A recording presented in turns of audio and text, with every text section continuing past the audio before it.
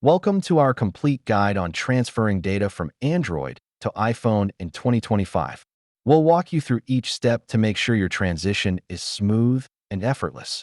Before starting the transfer, ensure you have a stable Wi-Fi connection, sufficient battery on both devices, and your Google account credentials handy. To use Apple's Move to iOS app, download it on your Android device. Then follow the prompted steps to connect and transfer your data seamlessly. Prefer not to use the app? You can manually transfer data by connecting your devices via USB or through email for smaller files. Let's break down how to transfer specific data. You can easily move contacts, messages, photos, and more by selecting the appropriate options during setup. Utilizing cloud services like Google Drive or iCloud can simplify the process. Ensure that your files are backed up in the cloud for hassle-free transfer. Encounter an issue? Common problems include connection errors. Restart both devices and check your Wi-Fi connection to solve these quickly.